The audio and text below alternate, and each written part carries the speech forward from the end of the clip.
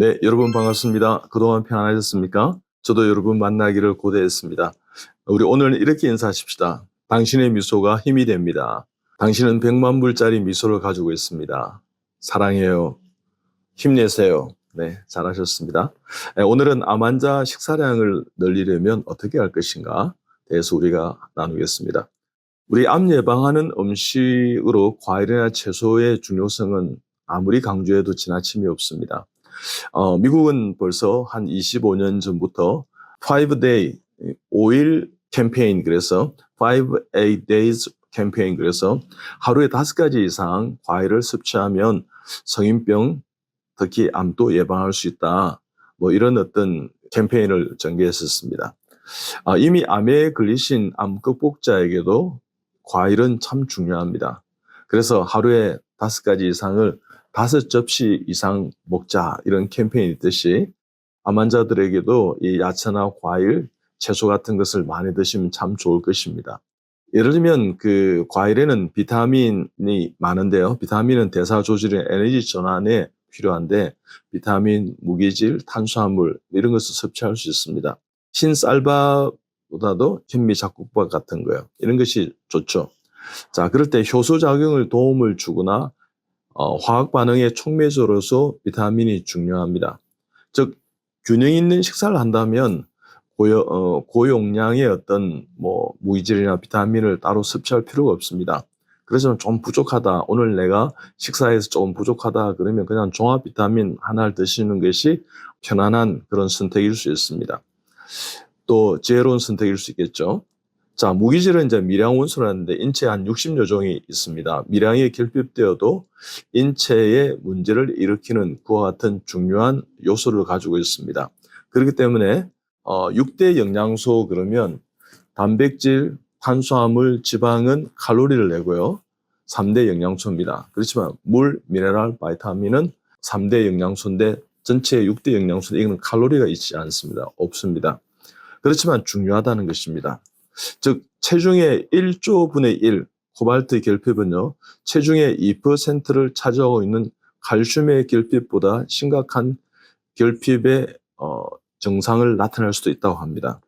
즉 우리 인체의 조직의 성장이라든지 신경의 전달 물질이라든지 근육의 수축이라든지 수분의 균형을 유지한다든지 그 다음에 세포 내 산과 염기를 균형을 유지하는 이런 모든 것들이 미량 원소, 즉 무기질에 의해서 결정될 수가 있다는 것입니다.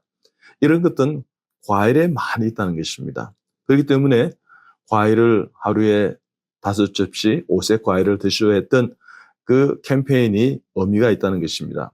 즉 과일 섭취의 중요성이 여기에도 포함된다는 것입니다. 그러니까 여러분요, 암 환자가 식사량을 늘려가시려면요, 여러분 과일과 함께 드시면 식사량을 늘릴 수 있습니다. 왜냐 그러면 병원식 같은 데 보면 조금 이렇게 미싱미싱하고 니글니글하고 이렇게 좀 싱겁게 만들기 때문에 좀 드시기 힘들 때 있습니다. 불편합니다. 그러면 그 맛을 조금 변화시키는 거예요. 그 냄새를 좀 이렇게 카우반다 매스킹 할 수 있는 것은 뭐냐 그러면 과일이라 할 수 있습니다. 모든 암 환자는요, 과일과 친해지십시오. 다시 한번 해볼까요? 모든 암 극복자들은 과일과 친해지십시오. 과일과 친해질 때 거기에 항산화 물질이 많지 않습니까? 좋습니다. 즉 예를 들면 수박, 토마토, 파인애플, 레몬, 멜론 같은 거 많이 드시는데요. 예를 들면 기름기가 있는 고기를 많이 드시다 하면 파인애플, 레몬 이런 거 그죠? 그 다음에 뭐 비린내가 나면 레몬, 그 다음에 회 같은 걸 드시면 멜론이라든지 퀴나 파인애플 이런 것을 드시면 좋습니다. 그 다음에 수박과 토마토도 마찬가지로 라이코펜이 많기 때문에 음식에 이렇게 잡내를 좀 제거할 수 있습니다. 감귤, 딸기 이런 것들이 맛을 돋우는데 참 좋지 않습니까?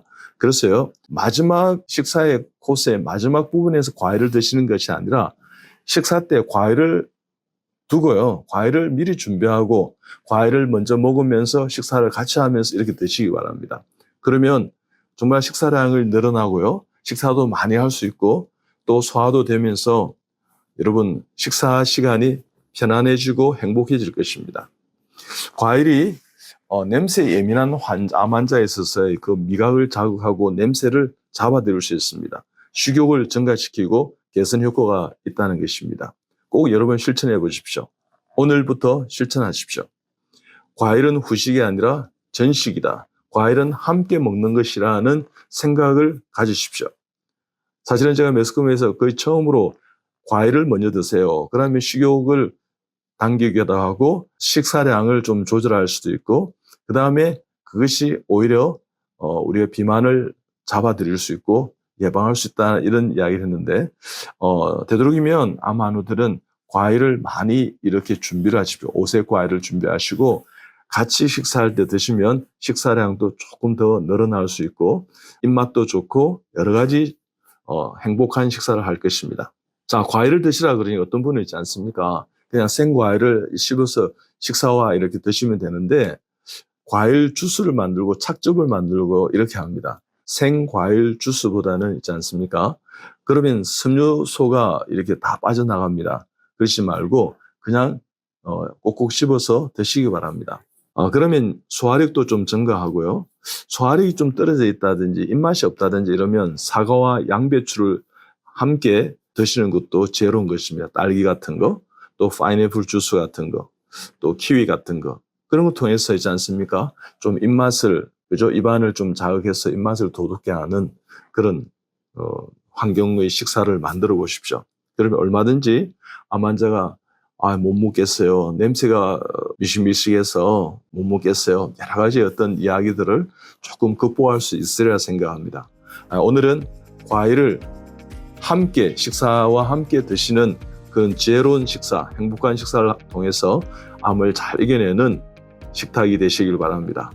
여러분 축복합니다. 감사합니다.